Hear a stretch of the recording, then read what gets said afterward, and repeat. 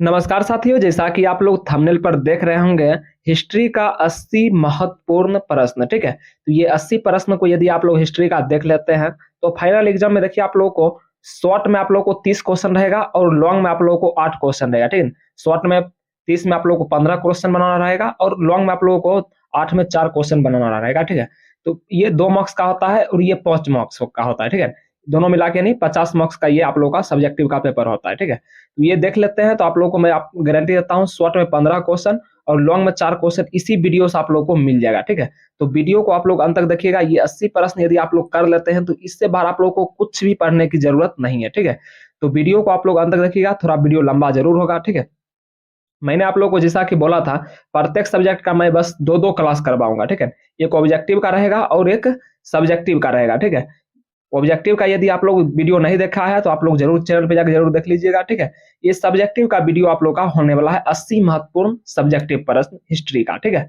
देखिएगा इसमें आप लोग को लघु और दीर्घ दोनों प्रश्न का मिश्रण आप लोग को देखने को मिलेगा। तो वीडियो को थोड़ा आप लोग अंत तक देखिएगा। जितने भी साथी हो अभी तक चैनल को सब्सक्राइब नहीं किया तो आप लोग चैनल को सब्सक्राइब कर लेंगे, अपने सभी दोस्तों के साथ शेयर जरूर कर देंगे, वीडियो को एक बार लाइक करेंगे। ठीक है, चलिए चलिए पहला क्वेश्चन आप लोग देखिएगा। वीडियो थोड़ा लंबा होगा प्यारे बच्चों, आप लोग जरूर अटेंड कर लीजिएगा। ठीक है, पहला क्वेश्चन देख सकते हैं आप लोग, कार्बन 14 विधि से आप क्या समझते हैं। बहुत ही महत्वपूर्ण क्वेश्चन है। देखिए ये बहुत बार ये सभी प्रश्न रिपीट हो चुका है। ठीक है, और आने का इस बार भी चांस बनता है इसका। तो देखिएगा पहला क्वेश्चन आप लोग का, इसका आंसर की देखिएगा, तिथि निर्धारण की वैज्ञानिक विधि को कार्बन 14 विधि कहा जाता है। ठीक है, इस विधि की खोज अमेरिका के प्रख्यात रसायन शास्त्री एबी लीवे द्वारा सन 1946 ईस्वी में की गई थी। इस विधि के अनुसार किसी भी जीवित वस्तु में कार्बन 12 एवं कार्बन 14 की समान मात्रा पाया जाता है। आगे देखिएगा आप लोग, मृत्यु अथवा विनाश की अवस्था में कार्बन 12 तो स्थिर रहता है, मगर कार्बन 14 का निरंतर क्षय होने लगता है। इस प्रकार वस्तु के काल की गणना की जाती है। जिस पदार्थ में कार्बन 14 की मात्रा जितनी कम होती है वह उतनी प्राचीनतम यानी पुरानी मानी जाती है। ये लाइन बहुत ही इंपॉर्टेंट है प्यारे बच्चों।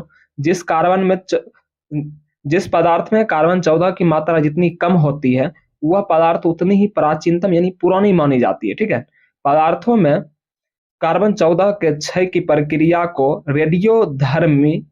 रेडियोधर्मिता कहा जाता है। ठीक है, तो इस प्रकार पहला क्वेश्चन का आंसर की आप लोगों ने देख लिया होगा। इसका पीडीएफ वगैरह प्यारे बच्चों आप लोगों को डिस्क्रिप्शन में मिलेगा। आप लोगों को व्हाट्सएप ग्रुप और टेलीग्राम ग्रुप दोनों को आप लोग ज्वाइन कर लीजिए, जिसमें आप लोग को पीडीएफ वगैरह मिल जाएगा। ठीक है, यदि आप लोग किसी प्रकार की प्रॉब्लम हो रही है तो कॉन्टैक्ट नंबर भी आप लोग को डिस्क्रिप्शन मिलेगा, वहां से आप लोग मैसेज करके भी आप लोग प्राप्त कर सकते हैं। ठीक है, तो चलिए 2 नंबर क्वेश्चन आप लोग प्यारे बच्चों देख सकते हैं। यहाँ पर 2 नंबर क्वेश्चन आपके सामने रहा।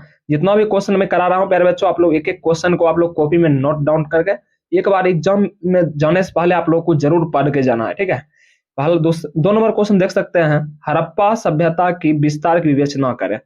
इसका आंसर की देखिएगा, क्या है, रंगनाथ राव महादेव के अनुसार हड़प्पा सभ्यता का विस्तार पूर्व से पश्चिम तक 1600 किलोमीटर एवं उत्तर से दक्षिण तक 1100 किलोमीटर, परंतु उत्तर में क्या है, सरायकेला आदि स्थानों की प्राप्ति से यह सीमा और बढ़ गई है।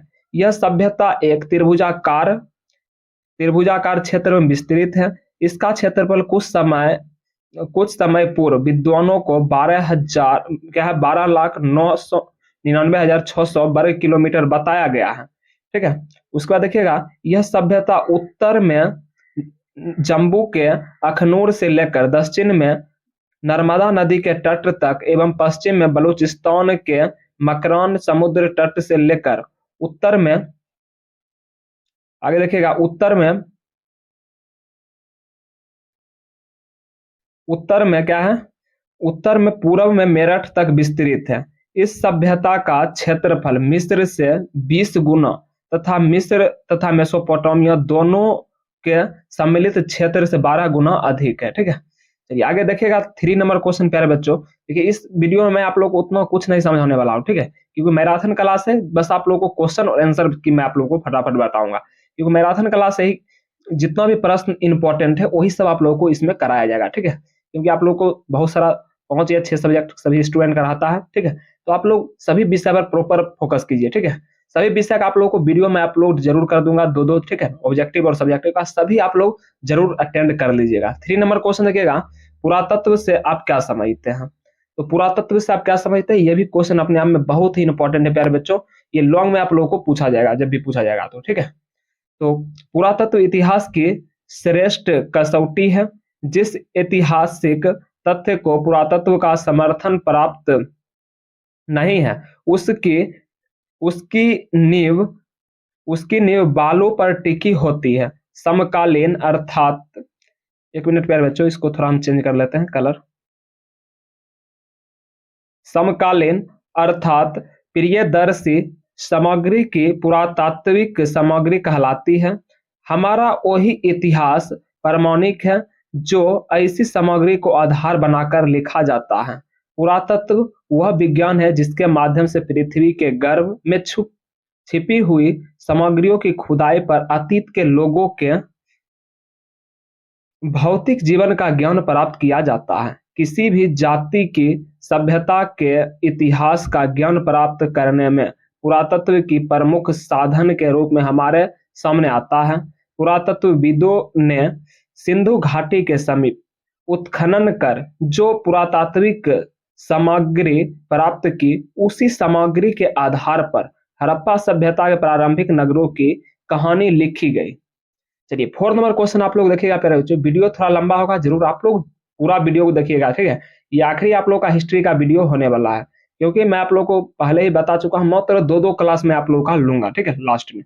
तो आप लोग का वो समय आ चुका है, ठीक है। सभी सब्जेक्ट का होगा, पॉलिटिकल साइंस, ठीक है, ज्योग्राफी, जितना भी आप लोग का सब्जेक्ट है, ठीक है, होम साइंस का भी होगा। तो आप लोग वीडियो को, चैनल को आप लोग जरूर सब्सक्राइब करके रखिएगा और नोटिफिकेशन ऑन करके रखिएगा। जितना भी क्लास होगा आप लोग के पास नोटिफिकेशन चला जाएगा, ठीक है। बस आप लोगों से एक ही रिक्वेस्ट है, वीडियो को ज्यादा से ज्यादा शेयर कर दीजिएगा, ठीक है।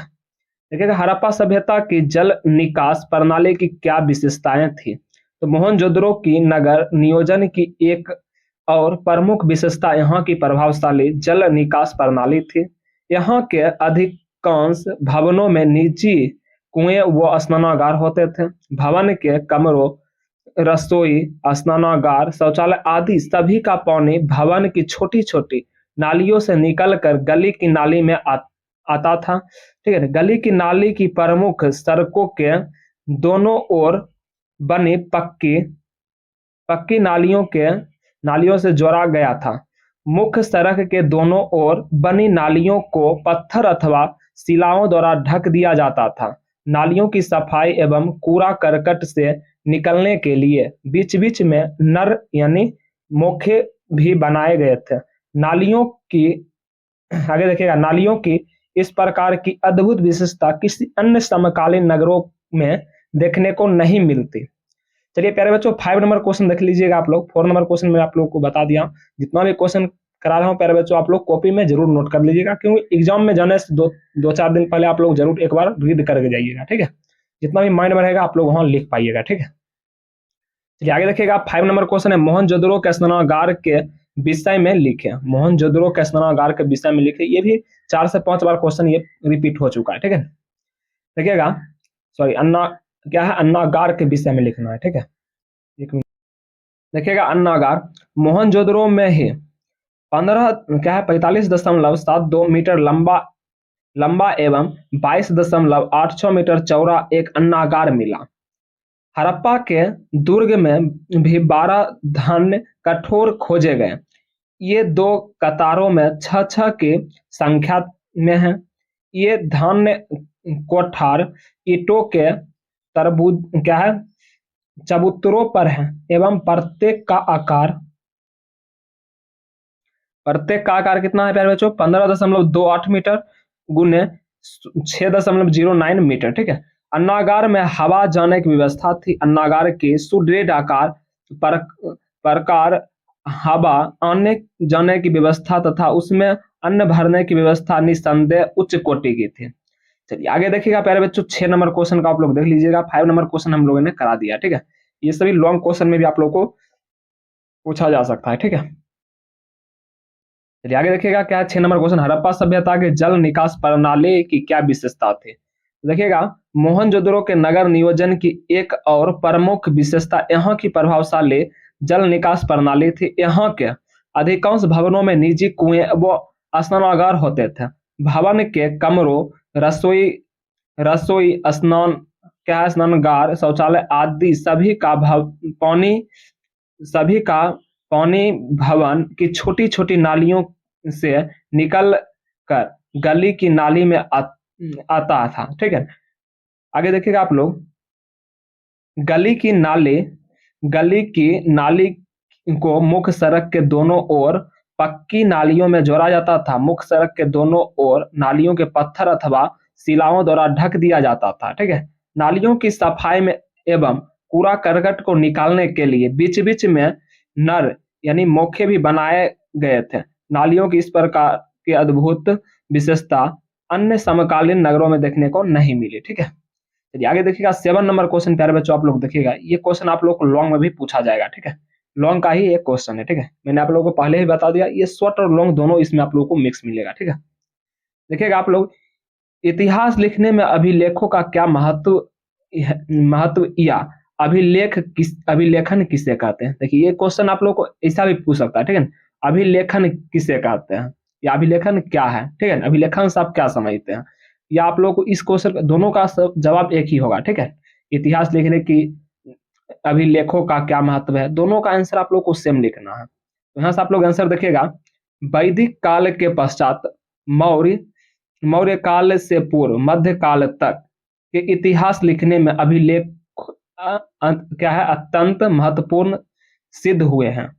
हमें उन सभी राजाओं एवं अन्य लोगों के प्रति शुक्रगुजार होना चाहिए जिन्होंने अभिलेख खुदवाकर क्या है, तथ्ययुगीन इतिहास को सुरक्षित करते हुए हम तक पहुंचाया। अभिलेख उन्हें कहा जाता है जो कि पाषाण, धातु या मिट्टी के बर्तन आदि पर खुदे होते थे। उसके बाद देखिएगा, अभिलेखों में तथ्ययुगीन शासक एवं अन्य मातहत अपनी उपलब्धियों, विचार एवं क्रियाकलाप आदि लिखवाते थे। मौर्य काल में प्राचीन महानतम सम्राट अशोक ने भारत के विभिन्न भागों में कई अभिलेख खुदवाए। मात्र इन अभिलेखों के द्वारा ही हम अशोक सम्राट के धर्म प्रचार के प्रयास, मानवता की सेवा के विचार आदि को भली भांति समझ सकते हैं। उसके बाद देखिएगा, इतिहास लिखने में अभिलेख की कितनी अहम भूमिका है, इसका अनुमान इस तथ्य से लगाया जा सकता है कि D.R. भंडारकर महोदय ने तो मात्र अभिलेखों के आधार पर ही अशोक का इतिहास लिखने का क्या है, सलद्ध प्रयास किया है। आगे देखिएगा प्यारे बच्चों, 8 नंबर क्वेश्चन आपके सामने रहा, क्या है, गांधार कला की विशेषताओं का उल्लेख करना है। तो गांधार कला की विशेषताओं, 8 नंबर क्वेश्चन में हम लोग पहुंच गए प्यारे बच्चों। अभी भी बहुत सारे स्टूडेंट चैनल को सब्सक्राइब नहीं किए हैं, तो आप लोग जरूर करके रखिएगा। ठीक है, क्योंकि आप ही लोगों का फायदा होने वाला है इसमें। ठीक है, गांधार कला की विभिन्न क्या है, विशेषताओं निम्नलिखित है। यहाँ देखिएगा, पहला नंबर है, मानव विकास के तथार्थ चित्रण की ओर विशेष ध्यान दिया गया है। इसमें मानव शरीर की सुंदर रचना एवं मांसपेशियों की सूक्ष्मतम परिलक्षित होती है। पूंछों एवं लहरदार बालों का भी अत्यंत सूक्ष्म ढंग से प्रदर्शन हुआ है। चलिए आगे देखिएगा आप लोग, 2 नंबर विशेषता आप लोग देख सकते हैं यहाँ पर। 4 विशेषता आप लोग लिख दीजिएगा, लॉन्ग काफी है। ठीक है, बुद्ध की वेशभूषा यूनानी है। ठीक है, आगे देखिएगा, उनके पैरों में जूते दिखाए गए हैं। प्रभा मंडल क्या है, प्रभा मंडल सदा तथा अलंकरण रहित है। आगे देखिएगा आप लोग, शरीर में अत्यंत सट्टे अंग, प्रत्यंत दिखने वाले पारदर्शी वस्त्रों का अंकन हुआ है।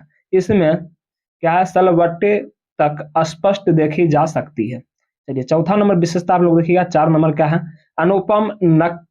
अनुपम नक्काशी भी इस शैली की विशेषता है। चलिए आगे देख सकते हैं, 9 नंबर क्वेश्चन आपके सामने रहा प्यारे बच्चों, क्या है, मौर्यकालीन कला एवं स्थापत्य का वर्णन करना है। ये भी क्वेश्चन अपने आप में बहुत ही इंपॉर्टेंट है प्यारे बच्चों। 9 नंबर का आंसर देखिएगा, राज क्या है, राजप्रसाद पाटलिपुत्र में चंद्रगुप्त मौर्य का राजप्रसाद वास्तुकला का बेजोड़ उदाहरण है। ठीक है, उदाहरण था। फाइयन के अनुसार यह प्रसाद मानव कृत न होकर देवों द्वारा निर्मित है। स्तूप बौद्ध परंपराओं के अनुसार अशोक ने 8400 स्तूप बनवाए थे। ठीक है, बौद्ध परंपरा के अनुसार क्या है, यह अतिशयोक्ति हो सकती है, मगर ह्वेंत्सोंग ने 80 स्तूप को स्वयं अपनी आंखों से देखा था। सांची का स्तूप मौर्य वास्तुकला का उत्कृष्ट उदाहरण है। आगे देखिएगा, लोक कला, लोक कला का भी देख लीजिएगा आप लोग। क्या मौर्य युगीन लोक कला का सर्वोत्तम उदाहरण विशाल यक्षिणी की प्रतिमाएं हैं। इसमें मथुरा जिले के परखम ग्राम से प्राप्त 6 क्या यक्ष मूर्ति, मणिभद्र एवं पटना के क्या है दीदारगंज से प्राप्त चवर क्या है चवरधानी की यक्ष प्रतिमा महत्वपूर्ण है। चलिए आगे देखिएगा आप लोग। 9 क्वेश्चन हम लोगों ने कर लिया है प्यारे बच्चों। चलिए 10 नंबर क्वेश्चन पर हम लोग पुनः चलते हैं। ठीक है, चलिए आप लोग वीडियो को अंत तक जरूर देखिएगा प्यारे बच्चों, इससे आप लोग को बाहर एक भी क्वेश्चन देखने को नहीं मिलेगा। ये 80 क्वेश्चन का पूरा सेट है। ठीक है, चलिए आगे देखिएगा, मौर्यकालीन नगर प्रशासन पर प्रकाश डालें। ठीक है, मौर्यकालीन नगर प्रशासन पर प्रकाश डालना है, तो इसका आंसर देखिएगा नगर प्रशासन। ठीक है, मेगास्थनी ने मौर्य काल नगर प्रशासन की विवरण दिया है। इसके अनुसार नगर प्रशासन 30 सदस्यों की नगर सभा करती थी। नगर सभा प्रशासन 6 समितियों द्वारा करती थी। प्रत्येक समिति में 5 सदस्य होते थे। ठीक है, मेगास्थनी ने सैनिक गतिविधियों के संचालन के लिए 1 समिति और 6 उप समितियों का उल्लेख किया है। प्रशासन की 6 समितियों से एक का काम नौसेना का संचालन करना था, जो दूसरी यातायात और खानपान का संचालन करती थी। तीसरी का काम पैदल सैनिकों का संचालन, चौथी का क्या अश्वरोहियों, पांचवी का रथारोहियों तथा छठी का काम हाथियों का संचालन करना था। ठीक है, चलिए 11 नंबर क्वेश्चन आप लोग देखिएगा प्यारे बच्चों। 11 नंबर, ये तो आप लोगों को बहुत ही इंपॉर्टेंट क्वेश्चन है। आप लोगों का एग्जाम में ये बहुत बार क्वेश्चन ये रिपीट हो चुका है। ठीक है, देखिएगा, चंद्रगुप्त द्वितीय विक्रमादित्य की उपलब्धियों का वर्णन करना है, तो इसका आंसर कि यहां से आप लोग देखिएगा, चंद्रगुप्त द्वितीय विक्रमादित्य यानी इसका शासन था 375 से 414 ईस्वी तक। ठीक है, समुद्रगुप्त की प्रधान क्या राज महिषी दत्त देवी का पुत्र चंद्रगुप्त द्वितीय का शक्तिशाली सम्राट था। विक्रमादित्य उसका उपाधि थी। ठीक है, इसमें क्या है, उसमें नाग राजकुमारी क्या है कुबेर नाग से विवाह किया था। इसकी पुत्र प्रभावती गुप्त थी। प्रभावती गुप्त का विवाह बकाटक रुद्रसेन द्वितीय से हुआ है। आगे देखिएगा, चंद्रगुप्त ने बकाटक की सहायता से कठियार वार के शकों का अंत किया। दिल्ली में कुतुब मीनार के समीप स्थित लौह स्तंभ का अंकित चंद्र क्या है संभवतः इसी शासक का है। ठीक है, नवरत्न इसका देख लीजिएगा, क्या है, चंद्रगुप्त द्वितीय द्वारा सांस्कृतिक उपलब्धियों के लिए प्रसिद्ध इनके दरबार में 9 नवरत्न थे। तो ये सभी आप लोग देख लीजिएगा। शक है, क्या है, बेताल भट्ट, उसके बाद 2 नंबर है छनपक क्या है छपनक है, उसके बाद है घट पर, उसके बाद देखिएगा बेताल भट्ट है, बारामिहिर है, बरूची है, कालिदास है, अमर सिंह है, उसके बाद धन्वंतरी है। ठीक है, आगे देखिएगा, प्रसिद्ध चीनी यात्री फाहियान इसी के समय भारत आया, यानी चंद्रगुप्त द्वितीय के समय में ही फाहियान जो है भारत आया था। फाहियान जो था चीनी यात्री था। ठीक है, 399 से 414 तक इसने भारत में विभिन्न भागों में भ्रमण किया, यानी घुमा था। ठीक है, चलिए आगे देखिएगा, 12 नंबर क्वेश्चन प्यारे बच्चों, भारत आने वाले 2 विदेशी यात्रियों में उनके यात्रा वृत्तांत लिखना है। भारत आने वाले 2 विदेशी यात्री। चलिए आगे देखिएगा, यहाँ इसका आंसर के विदेशी यात्रियों के विवरण। ठीक है, प्राचीन भारतीय इतिहास को जानने के धर्मनिरपेक्ष साहित्य स्रोतों में विदेशी यात्रियों के यात्रा वृत्तांत का भी अत्यंत महत्वपूर्ण स्थान है। भारत की यात्रा पर आने वाले विदेशी यात्रियों के यात्रा वृत्तांत में तत्वयुगीन भारत की कला, संस्कृति, धार्मिक परंपराओं में सामाजिक आगे देखिएगा आचार विचार, भौगोलिक, राजनीतिक और आर्थिक स्थिति की महत्वपूर्ण जानकारी मिलती है। आगे देखिएगा आप लोग, यूं तो प्राचीन काल में कई विदेशी यात्री भारत आए, मगर इसमें यूनानी सम्राट सेल्यूकट के राजदूत मेगास्थनीज द्वारा लिखित यात्रा वृत्तांत इंडिका का महत्वपूर्ण स्थान है। ठीक है, यह चंद्रगुप्त के दरबार में आया था। अतः इस ग्रंथ में मौर्यकालीन इतिहास की महत्वपूर्ण जानकारी प्राप्त होती है। महमूद गजनबी के साथ भारत आने वाले अल बरूनी के ग्रंथ तहकीप ए हिंद, ठीक है, अल बरूनी की महत्वपूर्ण रचना है तहकीक ए हिंद। ठीक है, आगे देखिएगा, ये तत्वयुगीन भारत के राजनीतिक, सामाजिक और सांस्कृतिक इतिहास की महत्वपूर्ण जानकारी मिलती है इसमें। ठीक है, इस तरह हम देखते हैं कि प्राचीन भारतीय इतिहास की जानकारी के यात्रा में स्रोत उपलब्ध है। इसका वैज्ञानिक दृष्टि से विश्लेषण करने पर प्राचीन भारत का पारमाणिक इतिहास जानने में सक्षम हुए हैं। चलिए 13 नंबर क्वेश्चन प्यारे बच्चों देखिएगा, आप लोग जल्दी जल्दी अपने दोस्तों के साथ जरूर शेयर कर दीजिएगा। ठीक है, समुद्रगुप्त आप लोगों को प्रत्येक वीडियो को मैं आप लोग कर रहा हूँ 2 बार आप लोग प्ले करके देख लीजिएगा। ठीक है, एग्जाम से पहले आप लोग 2 बार वीडियो को अंत तक प्ले करके जरूर देख लीजिएगा। ठीक है, चलिए आगे देखिएगा, समुद्रगुप्त की नेपोलियन से तुलना क्यों की जाती है? तो नेपोलियन की तुलना विसेंट स्मिथ महोदय से समुद्रगुप्त की दिग्विजयों को देखते हुए उसकी तुलना फ्रांस के सम्राट नेपोलियन बोनापार्ट से की है। उन्होंने समुद्रगुप्त को भारत का नेपोलियन कहा है। ठीक है, किसने कहा है प्यारे बच्चों? Napoleon Bonaparte. ठीक है, आगे देखिएगा आप लोग, वस्तुतः यह तुलना तो सही है, मगर इसका कथन गलत है। चूंकि समुद्रगुप्त का काल 350 से 375 नेपोलियन से 1400 वर्ष पूर्व का है, अतः उन्हें कहना यह चाहिए था कि नेपोलियन यूरोप का समुद्रगुप्त था। ठीक है, आगे देखिएगा आप लोग, वैसे तो महाद्वीपीय अवस्था के पश्चात नेपोलियन का पराभव हो गया था, मगर समुद्रगुप्त अंत तक दिग्विजयों रहा। आगे देखिएगा आप लोग, 14 नंबर क्वेश्चन प्यारे बच्चों आप लोग देख लीजिएगा, बहुत ही इंपॉर्टेंट क्वेश्चन होने वाला है 14। ठीक है, देखिएगा आप लोग, कलिंग युद्ध का अशोक पर क्या प्रभाव पड़ा? तो अशोक ने 261 ईसा पूर्व कलिंग युद्ध किया। ठीक है, अशोक ने 261 में कलिंग युद्ध किया था। ठीक है, कलिंग युद्ध के बाद अशोक के साम्राज्य में नेपाल, संपूर्ण उत्तर भारत, दक्षिण में मैसूर, कश्मीर के कुछ भाग, काबुल, हेरात, बलूचिस्तान तथा बैक्ट्रिया सम्मिलित हो गए। ठीक है, अशोक के 13वें शिलालेख से पता चलता है कि उसने राज्याभिषेक के पश्चात 8 वर्ष में कलिंग पर विजय प्राप्त की। इस युद्ध में 1.5 लाख लोग बंदी बनाए रखे गए, 1 लाख लोग मारे गए। इस भीषण नरसंहार को देखकर अशोक का कठोर हृदय द्रवित हो गया। उसने अब कभी भी शस्त्र ग्रहण न करने की प्रतिज्ञा की।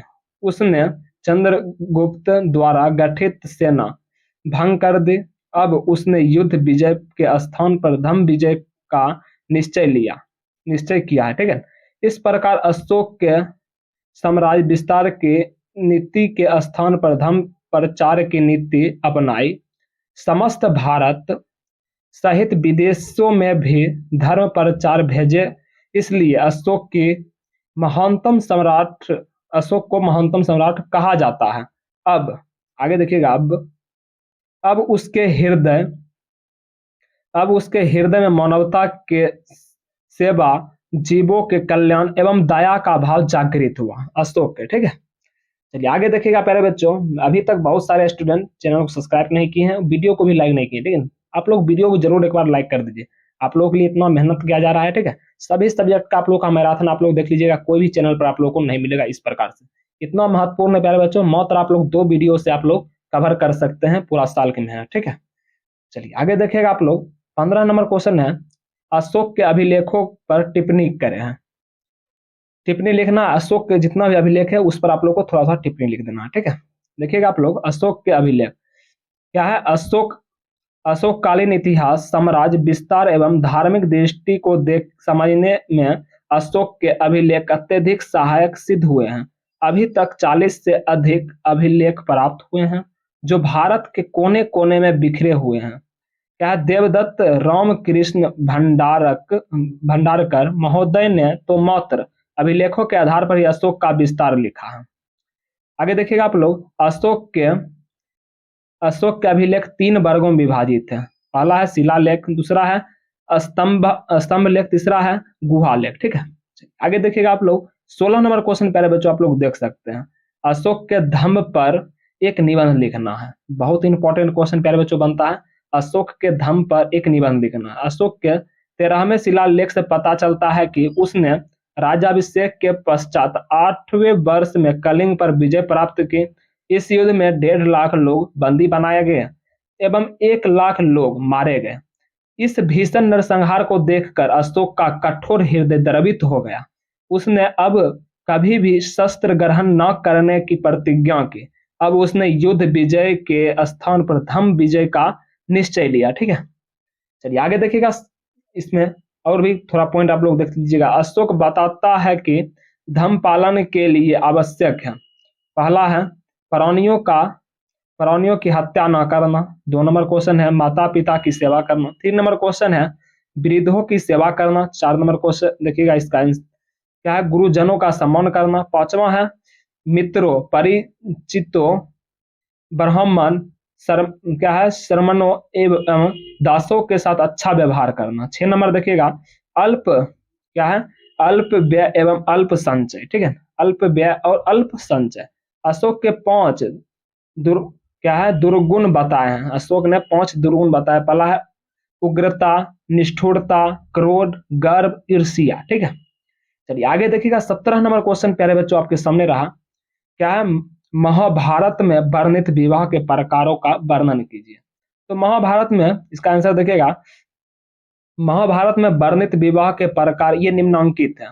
पहला है ब्रह्म विवाह, यह सर्वोत्तम प्रकार का विवाह था। गुणवान व्यक्ति के साथ पूजा कर क्या है, वस्त्राभूषणों से सुसज्जित कन्या का विवाह ब्रह्म विवाह कहलाता है। आज भी यही विवाह प्रचलित है। 2 नंबर क्वेश्चन देखिएगा, दैव विवाह। दैव विवाह में क्या होता था, विधिवत यज्ञ का क्या है, अनुष्ठान करने वाले पुरोहित के साथ कन्या का विवाह दैव विवाह कहलाता है। चलिए 3 नंबर देखिएगा आप लोग पॉइंट, क्या है, आर्ष विवाह। आर्ष विवाह क्या होता था प्यारे बच्चों, क्या है, वर से एक जोड़ी गाय और बैल प्राप्त कर पिता अपनी पुत्री का विवाह उससे करता था। 4 नंबर देखिएगा, प्रजापत्य विवाह। पिता वर से यह प्रतिज्ञा कराता था कि वह उसकी पुत्री मिलजुल कर सामाजिक धार्मिक कर्तव्यों का निर्वाह करेंगे, तब अपनी पुत्री का विवाह करता था, ठीक है। ये सभी प्रस्ताव रख दिया जाता था पहले, ठीक है। असुर विवाह क्या होता था, असुर विवाह में वर से यथाशक्ति धन लेकर माता पिता अपनी कन्या का उससे विवाह करते थे। यह असुर विवाह था, ठीक है। आगे देखिएगा, गंधर्व विवाह। गंधर्व विवाह में क्या होता था, जब वर व कन्या एक दूसरे के गुणों पर आकर्षित होकर, ठीक है ना, एक दूसरे पर गुणों पर आकर्षित होकर विवाह करते थे, तो यह गंधर्व विवाह कहलाता था, ठीक है। चलिए आगे देखिएगा आप लोग, अभी क्या है, अभी तो आप लोगों को देखिएगा सुंदरता पे आकर्षित होता है, ठीक है ना, एक दूसरे की सुंदरता देखकर ही पसंद करते हैं। तो पहले ये सब नहीं था, ठीक है। महाभारत में आप लोग देख लीजिएगा। राक्षस विवाह क्या होता था प्यारे बच्चों, क्या बाल पूर्वक कन्या का अपहरण कर ले जाना राक्षस विवाह कहलाता है, ठीक है। क्या है, तो राक्षस विवाह में बलपूर्वक कन्या का अपहरण यानी किडनैप जिसे आप लोग कहते हैं, ठीक है, उसे किडनैप करके विवाह कर ले जाता था, उसे राक्षस विवाह कहलाता था। आगे देखिएगा आप लोग, क्या होता है, पिचास विवाह। पिचास विवाह क्या होता है, सोती हुई अचेल पागल अथवा मदमस्त कन्या के साथ बलपूर्वक संभोग कर उसके बाद देखिएगा उसे विवाह हेतु मजबूर करना 50 विभाग था। ठीक है, इसमें प्रथम 4 उत्तर में उत्तम एवं अंतिम 4 क्या है, निंदनीय माने गए थे। ठीक है, चलिए आगे देखिएगा आप लोग। ये 18 नंबर क्वेश्चन देखिएगा, महाभारत के महत्व एवं प्रभाव पर प्रकाश डालना है। तो महाभारत महाकाव्य एवं इसके प्रमुख अंश क्या है, शांति पर्व एवं श्रीमद श्रीमद बद्रिक प्राचीन काल से लेकर आज तक मानव की नैतिक चारित्रिक एवं आध्यात्मिक उन्नति के प्रमुख स्रोत रहे हैं। महाभारत के आदि पर्व के प्रथम अध्याय के 84 श्लोकों में महाभारत के महत्व पर प्रकाश डालते हुए लिखा है, क्या है, संसारी जीव अब ज्ञान रूपी अंधकार के अंधे होकर छटपटा रहे हैं। हो तब यह महाभारत क्या है, ज्ञानज्ञ की सलाका लगाकर उनकी आंख खोल देती है। यह एक केवल ज्ञान की रतौंधी दूर करता है, अपितु सूर्य के समान उदित होकर मनुष्य की आंख के सामने का संपूर्ण क्या अंधकार भी नष्ट कर देता है। इस कथन की पुष्टि के साथ साथ महाभारत के प्रभाव को हम महात्मा गांधी के उस कथन को देख सकते हैं जिसमें उन्होंने स्वीकार किया कि जहां तहां कुछ श्लोकों को क्या है, टटोलते ही घोर निराशा के अंधकार में भी प्रसन्नता की एक किरण चमक उठती है। भारत में राष्ट्रीय आंदोलन के प्रमुख प्रणेता बालकृष्ण क्या है, बाल गंगाधर तिलक ने भी गीता रहस्य का सृजन ही किया है। आगे देखिएगा आप लोग, उसके अनुसार उसका केवल दार्शनिक और शैक्षणिक मूल्य नहीं है, व्यवहारिक जीवन में उसकी बड़ी उपयोगिता है। उसका प्रभाव विचार और कर्म दोनों पर उसके विचार राष्ट्र और संस्कृति के नव निर्माण और उत्थान में सहायक रहे हैं। वस्तुतः आज महाभारत हम आप प्रत्येक के अंदर है। हमारे अंदर तक प्रवृत्तियां पांडवों के समान बहुत कम है। हम औसत क्या है, प्रवृत्तियों कौरवों के समान अधिक है। ठीक है, चलिए आगे देखिएगा आप लोग, इसमें थोड़ा और देख लीजिएगा। परंतु हमारी सत्य प्रवृत्तियां पांडवों के समान बुद्धि और विवेक रूपी श्री कृष्ण से मार्गदर्शन प्राप्त करती है, तो वे औसत प्रवृत्तियों पर विजय हासिल कर हमारा उद्धार करती है। यह श्री कृष्ण अर्थात बुद्धि एवं विवेक की अच्छी पुस्तकों में उसकी एकाग्रचित अध्ययन से प्राप्त हो सकते हैं। आज हमें पढ़ते समय अर्जुन की तह लक्ष्य पर एकाग्र हो जाना चाहिए। क्या युधिष्ठिर से प्रेरणा लेकर हमें सत्य का मार्ग अपनाना चाहिए। मुश्किल वक्त में साहस रखने की प्रेरणा हमें भीम से लेनी चाहिए। ठीक है, इस प्रकार आप लोग देख सकते हैं। उसका है पिता की इच्छा की पूर्ति की प्रेरणा हमें भीष्म से लेनी चाहिए। शकुनी रूपी छल, प्रपंच, दुर्योधन रूपी क्रोध, ईर्ष्या और लालच कितना भी आपका मार्ग रोके, उसको अर्जुन की तरह एकाग्र होकर विवेक बुद्धि रूपी श्री कृष्ण से मार्गदर्शन लेते हुए लक्ष्य की तरफ बढ़ते जाना चाहिए। अंततः आप पाएंगे कि लक्ष्य आपने अपने कर्म के बल पर प्राप्त कर लिया। ठीक है, ये सभी पॉइंट बहुत ही इंपॉर्टेंट है प्यारे बच्चों। ठीक है, चलिए आगे देखिएगा प्यारे बच्चों। चलिए 19 यानी 19 नंबर क्वेश्चन आप लोग देख सकते हैं, बहुत ही इंपॉर्टेंट क्वेश्चन होने वाला है। 19 क्या है, बौद्ध संगतियां क्यों बुलवाई गई। चतुर्थ बौद्ध संगतियों का क्या महत्व है, बहुत ही इंपॉर्टेंट क्वेश्चन है प्यारे बच्चों। इसका देखिएगा, गौतम बुद्ध के महापरिनिर्वाण के पश्चात समय समय पर बौद्ध धर्म की व्याख्या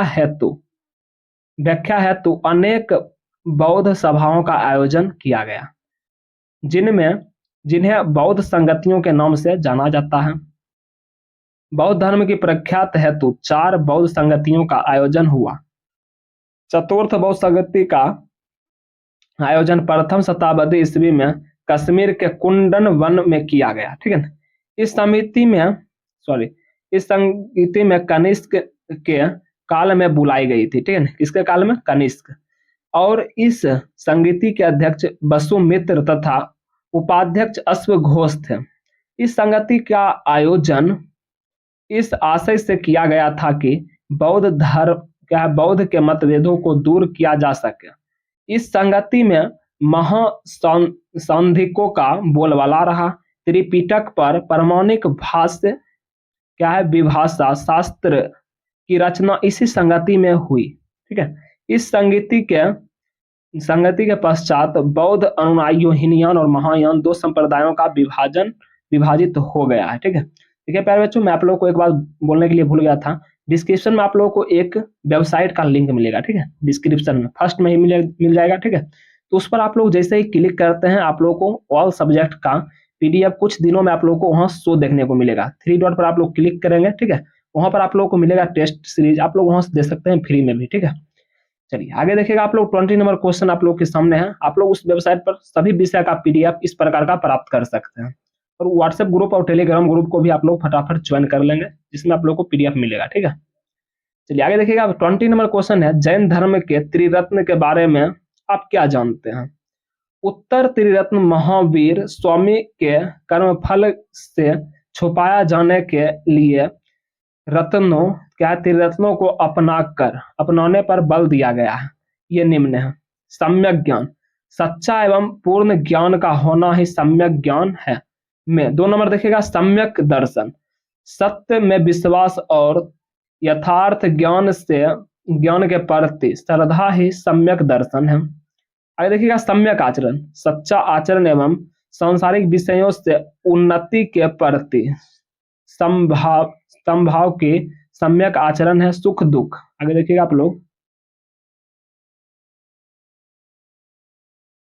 आगे देखिएगा कहाँ थे हम लोग, हाँ, सुख दुख कालांतर में वैदिकों के, एक मिनट प्यारे बच्चों,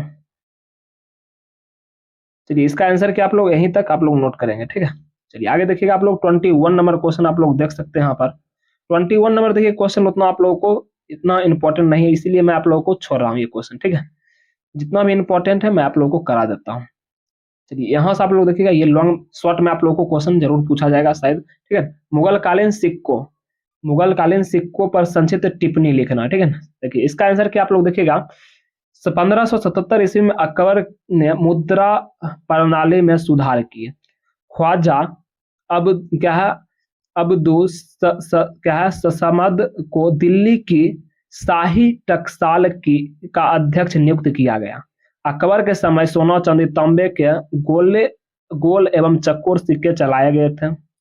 सिक्कों पर बादशाह का नाम टकसाल का नाम और जारी किए गए वर्ष का उल्लेख होता है। 200 था, ठीक है। इसमें आगे देखिएगा, कुछ सिक्कों पर कुरान की आयतें भी लिखी हुई थी। कुछ सिक्के निम्न थे। चलिए आगे देखिएगा आप लोग, 23 नंबर क्वेश्चन आप लोग देख सकते हैं यहाँ पर। 23 नंबर क्वेश्चन देखिएगा,